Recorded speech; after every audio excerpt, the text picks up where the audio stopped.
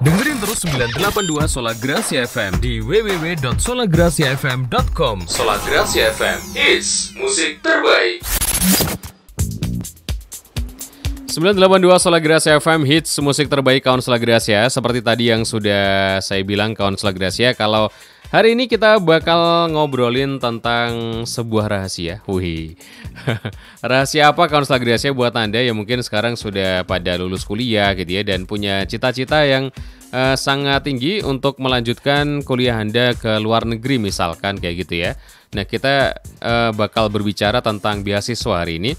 Jadi orang itu sering memikirkan hanya pada bahasa Inggris saja, terus pada riset proposal dan juga dokumen akademis lainnya, yang di situ menurut mereka sudah cukup untuk bisa berkuliah di luar negeri mendapatkan beasiswa gitu ya.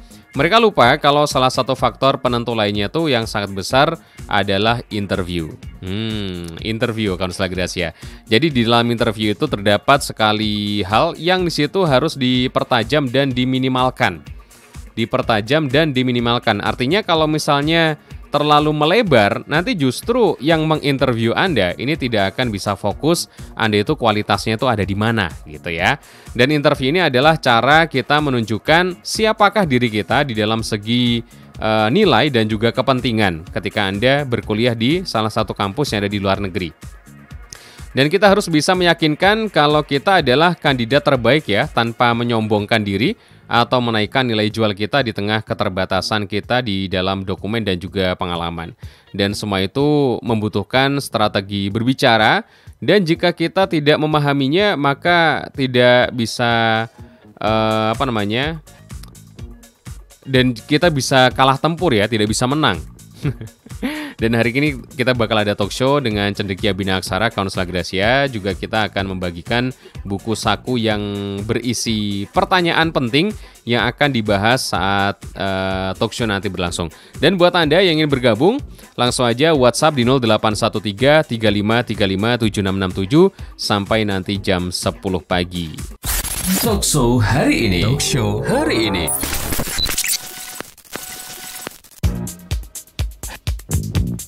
982 Sola Gracia FM, hits musik terbaik kawan Sola Gracia masih di talk show hari ini. Dan saatnya kita menuju ke tamu saya yang ada di sebelah kawan Sola Gracia. Halo, selamat pagi Pak Arius. Ya, selamat pagi Mas Firman. Apa kabar, sehat ya? Ya, baik-baik sekali. Oke. Dan sampai nanti jam 10 kawan Sola Gracia. Untuk Anda yang ingin bergabung langsung aja di 0813 3535 7667. Yang akan kita bahas hari ini adalah tentang beasiswa gitu ya. Iya, interview yang sangat yang sangat kontroversial gitu ya. Kontroversial ya, dan krusial. Krusial sekali. Oh, sangat krusial ya. Memang ya, banyak kan mahasiswa yang ingin berkuliah di luar negeri mendapatkan beasiswa ini, mereka rata-rata cukup mengandalkan apa yang dia punya, yaitu semacam dokumen-dokumennya dia gitu ya. Terus kebiasaan dia berbahasa Inggris gitu kan. Tapi ternyata interview ini ada sisi yang harus dikuasai gitu ya. Betul sekali. Oke, nah apa saja yang harus dipahami oleh seseorang tentang interview beasiswa ini Pak Arius? Iya, jadi yang perlu diketahui bahwa ketika kita ingin kuliah di luar negeri dengan beasiswa gitu ya, itu banyak hal yang harus kita persiapkan, bukan hanya bahasa Inggris, bukan hanya riset proposal, tetapi juga yang sangat krusial adalah interview beasiswa. Semakin terkenal beasiswanya, persiapannya akan semakin lebih sulit. Terutama beasiswa-beasiswa yang mengikutsertakan kepemimpinan gitu ya, leadership atau beasiswa yang ditawarkan oleh sebuah perusahaan. Nah, itu kita harus mempersiapkan lebih karena ada faktor-faktor tambahan yang pasti akan ditanyakan pada saat interview gitu ya. Cuman saya ingin memberikan satu garis besar bagi semuanya yang ingin apply beasiswa gitu ya, entah itu S1, S2 atau S3. Ada 7 hal ini yang saya inginkan untuk pendengar mengetahui. Yang pertama, harus melakukan research gitu ya. Kita harus memahami informasi sebanyak-banyaknya tentang kampus yang kita pilih. Oke. Gitu ya. Iya. Kampus yang kita pilih, kemudian sejarahnya, kemudian milestone apa yang sudah dicapai oleh kampus yang kita pilih gitu ya. Karena komite beasiswa tidak akan mau meloloskan seseorang yang pemahaman tentang kampus yang dia pilih terbatas gitu ya. Dan kalau sedikit sekali mungkin pengetahuannya itu. Kita nggak mungkin mau kuliah kemudian ditanya kenapa mau kuliah di situ, tapi jawaban kita mengambang gitu ya. Nah, kita tidak bisa mengatakan ya karena teman saya kuliah di sana atau karena kampusnya bagus gitu ya, toiletnya bersih gitu. Kita nggak bisa. Jadi yang pertama, pelajari kampus Anda sebaik mungkin. Kalau saya memilih 10 kampus ya harus tahu 10 kampus itu mengapa gitu ya. Adalah lebih baik Anda mengetahui sejarahnya dan bisa menghubungkan antara kampus itu dengan kebutuhan negara kita. Kebutuhan kampus kita, kebutuhan perusahaan kita. Kalau kita memang ingin diberangkatkan beasiswa dari perusahaan gitu ya, atau mungkin dari kampus kita gitu. Yang kedua, Anda harus melakukan riset yang sangat banyak tentang jurusan yang Anda ambil. Anda tidak boleh memilih jurusan hanya karena teman kita memilih jurusan tersebut. Yang sama gitu ya. Yang sama. Jadi biasanya saya selalu menekankan kenapa Anda memilih jurusan tersebut gitu ya. Nah, itu juga harus dihubungkan dengan tingkat urgensi yang ada di Indonesia. Bukan hanya keinginan saya pribadi gitu ya. Tetapi mengapa saya memilih itu? Jadi, kalau beasiswa Anda tidak boleh egois. Karena beasiswa itu dibiayai oleh sebuah lembaga dan harus menguntungkan lembaga tersebut pastinya. Ya, benar. Jadi jangan sampai kita mengatakan kenapa pilih itu ya karena saya ingin mendapatkan pengetahuan di A, B dan C, tetapi hanya untuk diri kita sendiri. Itu adalah hal yang sangat berbahaya. Kemudian Anda harus mempelajari supervisornya, ya, kontak komunikasinya bagaimana. Karena itu saya katakan jauh-jauh hari sudah sering-seringlah berkontak dengan supervisor. Tapi terkadang banyak sekali orang mengatakan Pak saya belum siap Pak karena riset proposal saya yang masih belum tepat atau Nah, yang harus Anda ketahui kontak dengan supervisor itu bukan final destination, tetapi dia adalah the beginning of everything, gitu ya. Jadi lakukan sekarang. Saya katakan sekarang, misalnya setelah acara ini selesai langsung kontak uninya, tanyalah dengan student advisor gitu ya. Saya ingin belajar ini, apakah ada supervisor yang bisa membimbing saya?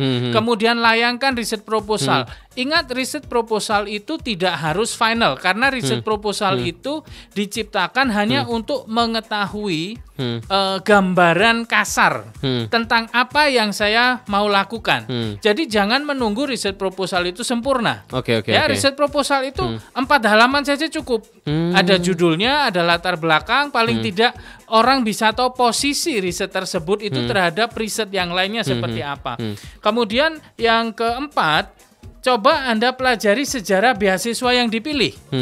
Nah, gitu ya. Kemudian 5, potensi diri. 6, hal yang bisa kita tawarkan. Dan yang ketujuh adalah tren kebutuhan ke depan. Jadi itu tentang tingkat kesulitan, gitu ya. Tren kebutuhan ke depan, ya. Kalau tadi ada bahasan kalau untuk menghubungi supervisor segera, itu artinya juga bisa mempengaruhi riset proposal kita juga ya Pak ya? Betul sekali. Karena kita tanya-tanya akhirnya, proposal saya kurang gini nih. Iya, betul sekali. Yang membuat nanti bisa menarik dia untuk membaca proposal tersebut. Betul, gitu kan? Iya. Dan riset proposal itu kan sesuatu yang progresif ya. Dia selalu berubah dan berkembang. Jadi benar. Jangan pernah takut. Kalau misalnya kurang tepat atau apa gitu, ya sudah kita coba dulu, kita lempar dulu kan begitu. Itu suatu hal-hal yang harus kita ketahui. Nah ini memandang beasiswa. Bagaimana kita ini bisa memandang sebuah beasiswa? Ini artinya beasiswa ini sebagai apa buat diri kita gitu ya? Betul sekali. Orang sering memandang beasiswa sebagai sesuatu yang menakutkan gitu ya. Ada juga yang bilang, wah dapat beasiswa nih, ini sisanya bisa bikin rumah kan? Tujuannya ke sana. Karena itu nanti saya bahas juga bahwa kita jangan berbohong tetapi jangan polos gitu ya. Oke, iya. Jangan sampai kenapa mau ikut beasiswa ya karena saya ingin punya tabungan Pak gitu. Nah, itu berbahaya walaupun tidak bisa dipungkiri salah satu alasan kita dengan mengikuti beasiswa 80% ya dari siswa yang saya bimbing mereka memang pulang ke Indonesia dengan tabungan yang cukup besar gitu ya, dan itu memang harus kita pikirkan juga karena itu adalah salah satu loncatan kita untuk masuk kepada cita-cita kita gitu ya. Otomatis kan kita mau memperbaiki kualitas hidup kita, tetapi jangan dikatakan itu di depan komite dengan secara langsung gitu ya. Bahaya ya. Bahaya. Apalagi gitu pas interview. Nah, itu yang harus kita ketahui. Jadi beasiswa itu apa? Beasiswa itu adalah suatu media di mana si pencari bakat itu bisa bertemu dengan si pemilik bakat. Jadi di sana terjadi suatu transfer bargaining dari sebuah appointment yang cukup penting yang nantinya menghasilkan suatu produk pemberangkatan dari si pemilik bakat untuk bisa memberi keuntungan kepada si pencari bakat apapun itu tujuannya. Kalau memang itu adalah beasiswa G2G, maka si pencari bakat ini menginginkan adanya kerjasama yang lebih besar, bukan hanya kepada si pemilik bakat, tetapi antara government to government. Sehingga ketika kita hanya membicarakan diri kita, ya kita jadi salah karena beasiswanya itu adalah government to government. Nah, itu yang harus kita pahami juga. Ya, ini ada yang bertanya nih Pak Aryus. Selama ini saya bingung. Yang namanya beasiswa ke luar negeri itu siapa yang membiayai kita? Apakah negara atau lembaga tertentu? Iya, jawabannya betul semua. Ya, bisa negara, bisa lembaga tertentu. Karena itu kalau kita berbicara beasiswa, itu kita harus mengetahui beasiswa yang kita ambil itu apa sih sebetulnya. Dan itu dari mana? Dan duitnya? Itu dari mana? Begitu ya. Nah, beasiswa yang saya ambil itu berasal dari sebuah lembaga, sehingga ketika saya interview pada saat itu, saya harus bisa meyakinkan pekerjaan yang saya dapatkan nanti apa, karena saya itu cross field. Jadi lintas bidang begitu ya. Saya ada basic elektronika, kemudian pendidikan, dan yang terakhir adalah teologi. Nah, lintas bidang ini kan cukup sulit. Tetapi ketika saya bisa memastikan kenapa saya harus mendapatkan beasiswa teologi waktu itu, karena saya menjelaskan bahwa saya ini bekerja di negara-negara yang cukup sulit, salah satunya Thailand, gitu ya. Nah, saya bekerja dengan pengungsi, gitu ya. Nah, ketika saya bekerja dengan pengungsi, saya membutuhkan satu pemahaman. Jadi saya mengambil namanya eclectic study, teologi yang berbasis humanity. Jadi saya harus belajar bagaimana mengatur orang gitu ya, kemudian memahami budaya orang. Nah, akhirnya ketika itu bersinggungan persis dengan tingkat urgency, maka saya mendapatkan tiket saya gitu ya. Jadi pelajari asal-usul beasiswa itu apa? Bisa dari negara, bisa dari sebuah lembaga. Dan gitu saya kasusnya adalah dari lembaga. Dan itu lebih sulit karena saya harus mencocokkan antara visi dan misi saya dengan visi dan misi dari lembaga tersebut. Gitu. Berarti bisa double ya? Bisa double. Iya. Gitu. Nah, artinya kalau misalkan dari negara berarti ya jangan menonjolkan diri sendiri, tapi juga kebutuhan negara ini apa dari diri Anda gitu ya. Jangan menjelekkan negara dari mana Anda berasal. Itu berbahaya. Komite itu berasal, kalau misalnya kita ambil dari Australia, komitenya orang Indonesia dan orang Australia jangan mengatakan pendidikan Indonesia jelek gitu misalnya, atau teknologi Indonesia tertinggal, ya berbahaya gitu ya. Itu ada tekniknya sendiri. Ya. Jadi jangan dikatakan jelek, tetapi cari parafrasenya. Parafrasenya apa? Indonesia sedang mengembangkan teknologinya.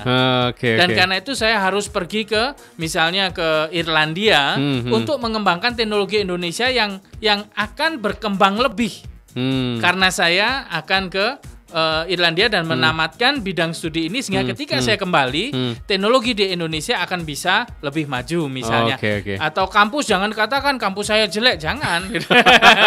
Nah, itu kan Itu adalah kesulitan interview beasiswa yang mana ketika kita hanya fokusnya dokumen dan bahasa Inggris, tapi tidak ada persiapan itu. Ketika masuk di screening, kena interviewnya gagalnya di situ. Dan itu banyak Pak yang gagal. Dan itu sangat banyak sekali, gitu ya. Karena apa? Karena mereka berpikiran kalau saya ikut beasiswa hanya bahasa Inggris, hanya riset proposal, kemudian selesai.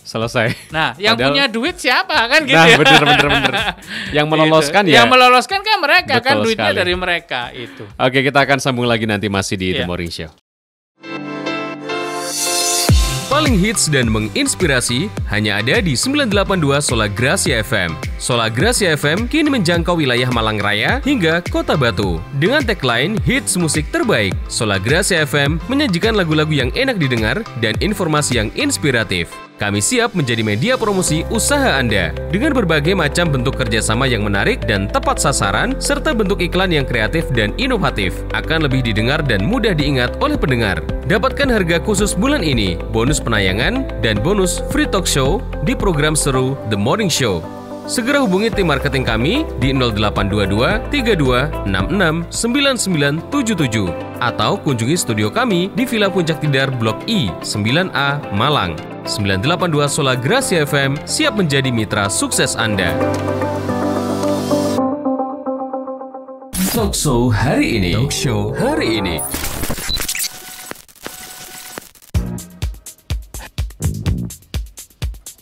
982 Sola Gracia FM, hits musik terbaik kawan. Masih bareng Firma di The Morning Show pagi hari ini. Dan ada Pak Arius dari Cendekia Bina Aksara. Thank you banget buat yang sudah pada ikut bergabung di pagi ini ya. Ini ada yang minta buku saku dari nomor akhirnya 710. Nanti ditunggu aja, kita bakal kirimkan. Terus ada lagi yang tertarik juga ini dari 936 yang ingin buku saku juga. Terus ini ada dosen juga nih kayaknya. Ya nanti kita akan bagikan ya, sabar aja. Yang penting dengerin. Kalau bisa di screenshot, ini kayak ini di nomor akhir. Oh ada Bu Siti nih atau Mbak Siti nih ya. Nah dia mendengarkan lewat streaming. Ini kayaknya bukan di Malang ini ya. Iya. Dia lagi mendengarkan lewat streaming dan sudah ada dibuktikan di sini lewat screenshotnya. Keren. Oke, terima kasih ya sudah dengerin lewat streamingnya Sola Gracia FM di www.solagraciafm.com. Nah kita lanjutkan Pak Arius. Kayaknya hari ini menggelegar gitu ya. Nah ini biasanya nih ya, ragam pertanyaan waktu interview ketika mereka ini ingin mendapatkan sebuah beasiswa. Ini salah satu contohnya yang krusial tuh apa kira-kira? Iya. Jadi apa namanya? Mungkin saya ingin menyampaikan terlebih dahulu untuk semua pendengar juga yang streaming bahwa apa namanya talk show ini pasti recorded ya. Iya betul. Dan nanti apa namanya dimunculkan di YouTube-nya. Di YouTube channel Sola Gracia FM. Sola Gracia, jadi nggak perlu takut gitu. Dan apa namanya Sola Gracia ini memang menyediakan spot khusus untuk pendidikan setiap hari Kamis. Iya, jadi bisa selalu dilihat topiknya itu selalu muncul di Instagramnya Sola dan juga Cendekia Bina Aksara. Jadi 3 hari sebelum kita biasanya memunculkan. Pasti, dan untuk minggu depan topiknya keren juga itu bagi Anda semuanya yang apa ya lemah lesu gitu ya. Di dalam mencapai cita-cita lagi lemah lesu. Nah apa namanya Cendekia Bina Aksara ini punya rekanan namanya SEC gitu ya. Nah, sedang launching sebuah buku oleh Bapak Tino Salim yang judulnya itu sangat awesome sekali. Nah, judulnya adalah Awesome You gitu ya. Jadi saya harapkan saya undang Pak Tino Salim ini untuk mencuci otak kita gitu ya. Yang lagi lesu untuk cari beasiswa gitu ya. Ditolak 2 kali 3 kali gitu ya. Bagaimana sih menjadi tetap awesome gitu ya. Nah, itu. Jadi itu hal-hal yang perlu diketahui dan sekarang saya akan masuk ke ragam pertanyaan ya. Jadi tadi di apa namanya section yang pertama itu tingkat kesulitan sudah kita bahas, harus research gitu ya, dan ragam pertanyaan itu dari pengalaman saya selama sekitar 18 tahun. 18 tahun Pak di dunia ini. Saya membimbing siswa pertama untuk beasiswa itu tahun 98. 98. Iya, khusus beasiswa ke Belanda. Dan akhirnya saya membuat suatu intisari. Yang intisari itu ada semua di buku pocket ini. Itu pertanyaan saya bagi 4. Yang pertama itu adalah general questions, gitu ya, pertanyaan-pertanyaan umum. Kemudian ada yang kedua academic questions, gitu. Jadi pertanyaan akademis, gitu ya. Kemudian ada namanya leadership questions, gitu. Karena terjadi satu perubahan bentuk tren pertanyaan itu sekitar tahun 2007 ke 2010. Itu peserta beasiswa tidak hanya ditanya kemampuan akademis mereka, tetapi kemampuan kepemimpinan mereka. Oh, iya, gitu ya. Iya. Nah, pertanyaannya cukup sulit. Salah satunya adalah what do you think about a female leader? Atau what do you think about male leader, gitu ya. Jadi itu adalah suatu pertanyaan yang cukup sulit, gitu ya. Kenapa? Karena mungkin kalau kita seorang dosen, kita tidak pernah memimpin, gitu ya. Bagaimana kekurangan daripada pemimpin perempuan, gitu ya. Saya mungkin bingung mereka. Ya, benar, tetapi harus diketahui bahwa bapak ibu dosen itu sebetulnya adalah seorang pemimpin. Ya, seorang leader, pemimpin gitu ya. kelas, gitu. Betul. Ya. Nah, bahkan seorang ibu-ibu, saya pernah punya murid seorang ibu rumah tangga yang kebetulan dia ingin sekali beasiswa, tapi dia mengatakan, Pak Rius, saya ini nggak ada menarik-menariknya orang, gitu ya. Saya itu kalau pertanyaannya leadership, saya tuh hanya ibu rumah tangga. Nah, jawabannya sekitar apa ini? Ya, gitu ya. Nah, saya katakan ini hanya masalah diplomasi dan mengatur informasi. Saya katakan seorang ibu itu kan pemimpin, Bu. Pemimpin rumah tangga dalam hal anak-anaknya, gitu. Ya, nah, benar. pasti ada hal leadership yang bisa diambil di sana. Betul. Ya. Jadi maksud saya apa? Dengan kita memahami ragam pertanyaan, kita jadi lebih cerdas, kita jadi lebih tahu, kita jadi lebih siap, dan kita lebih bisa menghargai diri kita sendiri. Karena itu tadi tingkat kesulitan saya katakan memahami potensi diri. Jangan hanya karena kita seorang ibu rumah tangga yang dulu pernah kuliah, kemudian sekarang anak-anak sudah mempunyai dunianya sendiri, kita inginlah misalnya kuliah S2, gitu ya. Itu saya tidak punya kesempatan, kata mereka. Itu salah sekali. Karena apa? Sebetulnya kita hanya tinggal memahami potensi diri dan bagaimana kita mengemas informasinya. Seperti itu, benar. Mas Firman.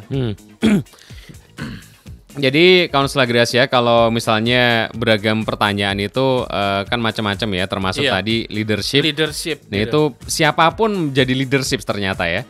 Meskipun dia ini adalah seorang yang baru lulus kuliah misalkan. Leadershipnya orang ini tuh apa kira-kira? Untuk diri dia sendiri atau? Betul. Untuk diri dia sendiri yang pertama, gitu ya. Dan jangan takut, orang sering tanya, Pak Rius, kuliah saya ini molor loh. Nanti kalau ditanya komite beasiswa saya bagaimana? Nah, itu ada triknya. Ya, kenapa bisa molor? Jangan dikatakan, Pak, saya molor karena saya malas kuliah, ya jangan, gitu ya. Nah, jujur banget ya. Jujur itu namanya polos, gitu ya. Saya katakan jangan berbohong tapi jangan polos, gitu. Nah, kalau memang terjadi satu penyimpangan sedikit ya dulu waktu kuliah, kemudian waktunya molor, tapi yang penting kan sekarang. Sekarang ini kan saya mau melanjutkan kuliah. Nah, maka kita cari satu titik temu benang merah. Jangan diomong saya malas, gitu. Tetapi saya ingin mengeksplorasi.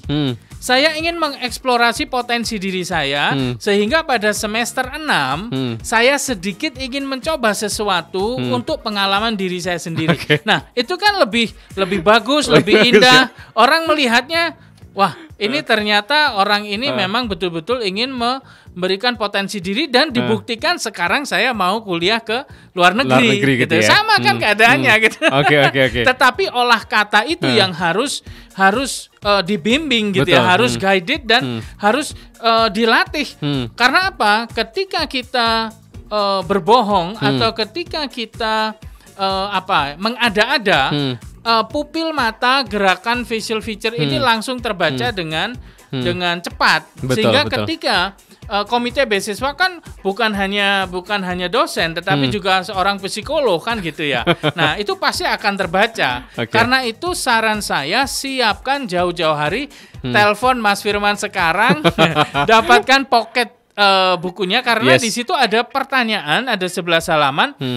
Dan nantinya saya akan mengeluarkan itu dalam bentuk video YouTube pendek-pendek gitu ya. Tetapi harus Anda dapatkan pocket bukunya agar ketika saya menjelaskan Anda semuanya bisa memahami. Betul sekali. Nah, meskipun tadi molor karena yang lain gitu ya, tapi jangan diperlihatkan gitu ya. Jangan diperlihatkan gitu ya. Molor gara-gara memang malas kuliah. Nah, terus bagaimana cara kita ini menonjolkan nilai diri tanpa membullshit atau tanpa berbohong, tanpa ketahuan bohong? Nah, gimana caranya, Pak? Iya. Yang kita definisi membullshit itu dulu ya, kita kupas dulu. Yang saya maksud dengan membullshit itu adalah mengarang dan menyombong. Tetapi gitu. Dia bukan berbohong gitu ya. Membullshit misalnya dia mengarang cerita, mengarang membesarkan sesuatu tanpa dia tahu kadar pembesarannya tadi. Iya, benar-benar. Kemudian dia menyombong gitu ya. Nah, itu berbahaya. Jadi di sini aturan baku ya. Aturan baku beasiswa jangan berbohong tapi jangan polos. Nah, kalau jangan polos berarti kita harus menskenariokan dulu. Kita harus melatih setiap hari sampai mahir dan ingat. Gitu, Steve Jobs saja yang mau launching sebuah produk dia akan berlatih tuh ribuan kali untuk public speaking di depan fansnya gitu ya. Calon pembeli.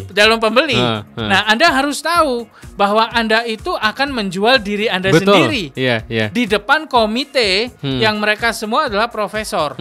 Kemudian Anda tidak melakukan persiapan dan dengan polosnya Anda merasa Anda paling hebat.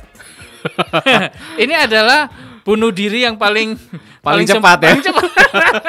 Bunuh diri yang paling cepat gitu ya. Jadi saya beri contoh ya, karena sekali lagi pertanyaannya memang cukup banyak dan tidak bisa kita diskusikan semua. Betul. Tetapi saya berikan salah satu contoh pertanyaan general atau yang pertanyaan umum. Kita harus fokus pada masyarakat banyak. Kepentingan bersama dan bukan pribadi. Jadi di dalam menjelaskan jangan egois. Ya, itu adalah aturan menjawab setiap pertanyaan. Setiap pertanyaan beasiswa tidak boleh dijawab dengan egois. Contoh, pertanyaannya adalah why do you want to join scholarship gitu ya? Why do you want to join scholarship? Jangan pernah dijawab karena saya ingin melihat luar negeri. Gitu ya, karena saya ingin membawa keluarga saya melihat luar Indonesia. Itu kayaknya polos banget ya, terlalu gitu polos ya. itu.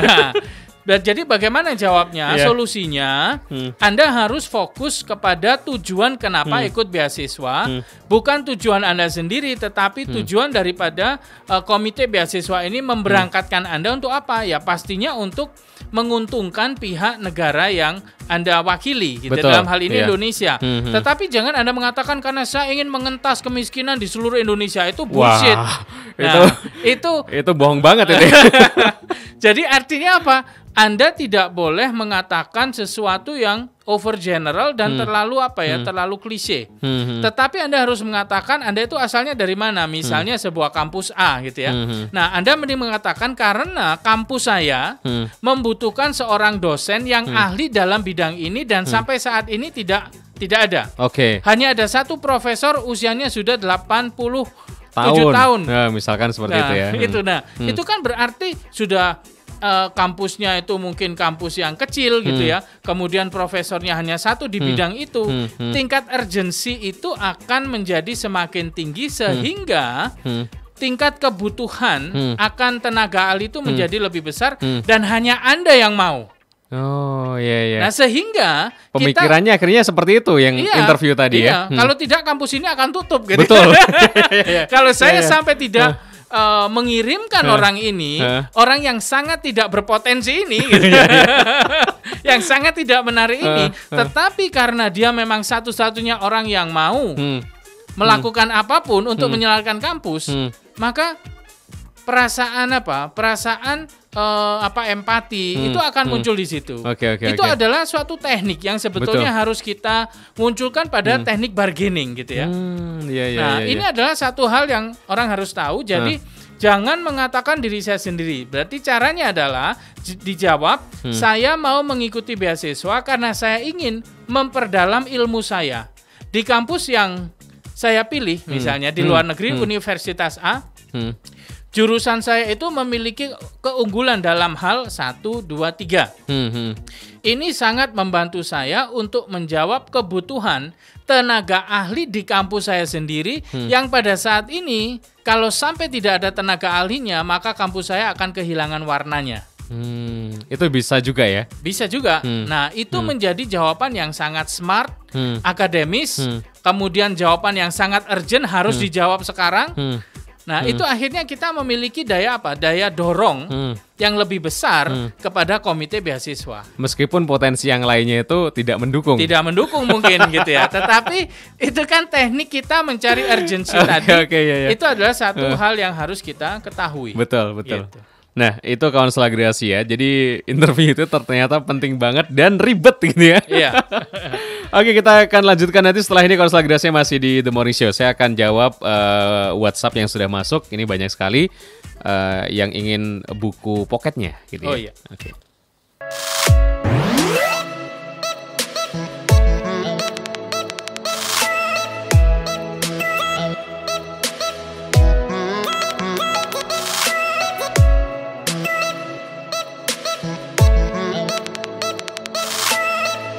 ...982 Solagrasia FM, hits musik terbaik kawan Solagrasia. Ini kalau dengan Pak Aryus itu waktunya tuh kayaknya cepet banget. Oke, dan ini ada yang bertanya, mungkin bisa dijawab duluan ya Pak Aryus ya. Selamat pagi, terima kasih atas pembahasan soal interview beasiswa pagi ini, sangat informatif ya. Kebetulan saya juga ingin tanya nih, saya sedang mempersiapkan mendaftarkan beasiswa S2 ke Korsel, Korea Selatan. Dan saya sangat berharap diterima di satu universitas impian saya. Ini bijak nggak? Atau saya harus mempersiapkan alternatif kampus lain? Kemudian jika IPK saya ini tidak cum laude dan tidak banyak organisasi, apakah saya masih berpeluang besar diterima? Terima kasih. Ya, oke, Mas Firman, terima kasih. Saya akan jawab pertanyaannya, gitu ya. Jadi Korea Selatan karena impian saya, gitu ya. Iya, benar. Saya selalu mengatakan seperti ini. Ini beasiswa. Jadi kalau beasiswa itu impian kita jangan dinomor satukan, gitu ya. Oke. Kalau biaya sendiri boleh. Oh iya, benar. Kalau biaya sendiri orang harus ngikut kita. Tetapi karena ini beasiswa, kita harus mencari benang merah. Apakah impian saya itu inline dengan komite beasiswa atau inline dengan kebutuhan masyarakat Indonesia pada beberapa tahun mendatang? Jika impian tersebut sejalan, diteruskan. Tetapi kalau tidak dan tidak aplikatif, itu 70% komite beasiswa tidak akan mau menerima. Walaupun idenya bagus, gitu ya. Jadi saya pernah punya pengalaman 10 tahun yang lalu, seorang murid saya ingin mendigitalkan kampusnya. Nah, idenya bagus dan orangnya sangat pandai memang. Tetapi saya pada saat itu memberi pesan, Pak, ini memang bagus, tetapi riset Bapak itu tidak bisa diaplikasikan. Karena biayanya mahal, kemudian Indonesia tidak akan pernah siap 10 tahun yang lalu untuk mendigitalkan kampusnya. Tetapi Bapak tersebut ngotot gitu ya. Akhirnya sama panitia beasiswa ditolak. Nah, tahun depannya akhirnya diturunkan drastis standarnya dan kemudian baru diterima. Jadi saya tidak tahu ya kata-kata impian tadi gitu ya. Kalau impiannya itu berkenaan dengan orang banyak gitu, ya monggo silakan gitu ya. Tetapi kalau itu hanya satu idealisme diri, pribadi gitu. Nah, hati-hati gitu ya. Dan saran saya, kita ini kan tergantung ya. Kalau saya pribadi, pokoknya saya ke luar negeri gitu ya. Saya nggak tahu negaranya mana gitu ya. Nah, untuk itu berarti saya harus mempersiapkan semua beasiswa. Kalau saya, semua beasiswa dari bulan Januari sampai Desember saya masuki semua. Itu saya gitu ya. Tapi kan beda-beda. Ada murid nggak mau, Pak, saya pokoknya maunya Jepang gitu loh. Silakan. Nah, biasanya saya tunggu. Untung-untungan kalau memangnya murid saya tidak keras kepala. Kemudian bisa saya tekuk gitu ya. Di Jepang dia juga nggak idealis ya, monggo gitu ya. Biasanya dia tunggu 2 tahun. Tapi kalau yang keras kepala biasanya tunggu 5 tahun. Sampai 5 tahun ya? 5 tahun temannya sudah berangkat semua gitu ya. Ada yang mau kembali, akhirnya Pak Aryo saya kok seperti ini ya gitu. Saya bilang, nah soalnya keras kepala. Ayo coba diganti risetnya gitu. Risetnya diganti nurut sama supervisor gitu ya. Ya sudah jadi berangkat kan gitu ya. Karena yang saya perdulikan adalah bukan hanya lolos, tetapi juga lulus. Betul. Jangan sampai lolos nggak bisa lulus. Nah, berat ya nanti ya. Nanti kan. Iya, apalagi kalau sampai harus mengembalikan uang beasiswa. Oh, bisa kayak gitu Pak ya? Iya. Ada perjanjiannya itu? Ada perjanjian. Jadi murid saya terancam itu S3 di Amerika. Saya paling tidak suka Amerika Serikat. Itu adalah daftar terakhir saya walaupun saya di Amerika Serikat gitu ya. Gitu. Karena apa? Amerika Serikat itu sudah sulit masuk, kemudian sulit keluar gitu ya. Nah, itu adalah satu hal yang harus diketahui karena itu kalau mau bawa keluarga, mau masih menghirup udara segar gitu ya. Jangan ke Amerika gitu ya. Kalau ke Amerika udah kita akan berkutat penuh dengan buku, apalagi ini adalah S3 gitu ya. Itu jangan gitu ya. Ya mending ke Australia gitu ya. Masih enak gitu. Australia, New Zealand gitu. Kenapa? Dekat Indonesia, kemudian kita masih bisa pulang balik atau keluarga yang mau menjemput kita masih lebih mudah gitu. Kalau ke AS ini kesulitan masuknya juga sulit, keluarnya juga sulit. Iya. Biasanya negara-negara yang seperti ini kan kalau kamu belum menguntungkan negara saya, kamu nggak boleh pulang dulu. Iya, dan apa ya standar kualitas mereka itu karena dia kaliber dunia gitu ya. Mereka bukan kaliber, mereka adalah barometer. Barometer pendidikan. Nah, nasibnya siapa ya seperti saya ini gitu ya. Profesor saya sangat strict gitu. Walaupun ramah dengan saya secara pribadi, tetapi kalau itu sudah berhubungan dengan hal yang akademis dia akan sangat strict sekali gitu. Karena itu jawaban saya. Kemudian jika IPK tidak tinggi, nah itu ya saya selalu mengatakan IPK itu hanya salah satu faktor. Faktor yang lain itu banyak sekali, yaitu faktor urgency. Nah, urgency ini yang memang harus dimunculkan gitu ya. Saya tidak bisa memberikan secara general gitu ya. Tetapi salah satu contoh yang mau saya berikan adalah saya pernah memiliki seorang siswa introvert, kemudian sangat tidak menarik di dalam hal keorganisasian gitu ya. Kebetulan seorang dosen, akhirnya ketika ada suatu pertanyaan tentang leadership, kemudian community services, saya bingung karena saya ditanya, Pak ini saya menariknya apa gitu. Akhirnya saya bingung di ngapain ya. Dia RT nggak tertarik apa benar. Saya akhirnya bilang gini, Bu, saya mau tanya, kalau Ibu waktu akan ke kampus gitu pagi hari ada nggak tetangganya Ibu yang orang tua-tua gitu? Ya ada Pak gitu. Ibu nyapa kan pasti ya, iya saya sapa gitu. Bu sekarang ya jangan hanya disapa Bu, dibantu sedikit misalnya kalau orang tua itu kelihatannya sendirian, Ibu kasih makanan atau paling tidak tempat sampahnya dibetulkan kalau jatuh. Kalau hari Minggu mungkin dikunjungi sebentar. Nah akhirnya saya suruh ibu dosen itu untuk melakukan itu gitu ya. Tapi harus betul-betul dipraktekkan. Kenapa? Karena biar dapat pengalaman. Nah, setelah mengalami ini, akhirnya saya bilang, sudah Bu, sudah 2 minggu. Gimana Bu? Iya Pak, sekarang saya udah mulai cair Pak. Kalau ngomong sama orang bisa senyum, bisa apa. Oke. Kalau nanti Ibu ditanya, apakah Anda pernah melayani masyarakat? Anda katakan iya, sampai sekarang saya pemberdayaan manula. Saya sangat concern dengan orang tua-tua yang pada saat ini jumlahnya di Indonesia sudah cukup besar. Nah, mereka membutuhkan satu perhatian yang penuh, dan saya mengungkapkan itu dengan mendukung orang-orang tua di komunitas saya sendiri. Nah, gitu. Itu juga pada akhirnya komite itu kan melihat itu, dan ketika sudah mengalami gitu ya, omong-omong dengan orang tua, kemudian memberikan sesuatu yang mungkin bagi kita itu tidak berarti, ternyata bagi orang tersebut berarti. Sangat berarti gitu ya. Nah, itu artinya apa? Kita harus memiliki tingkat degree of urgency.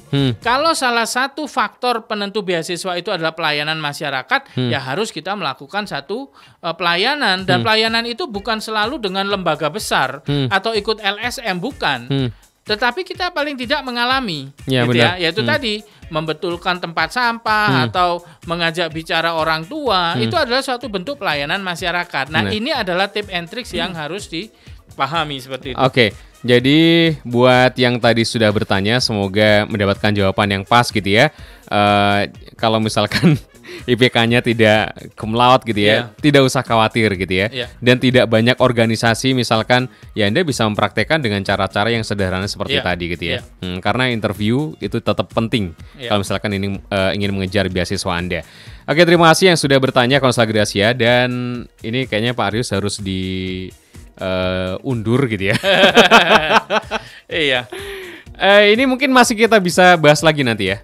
Iya.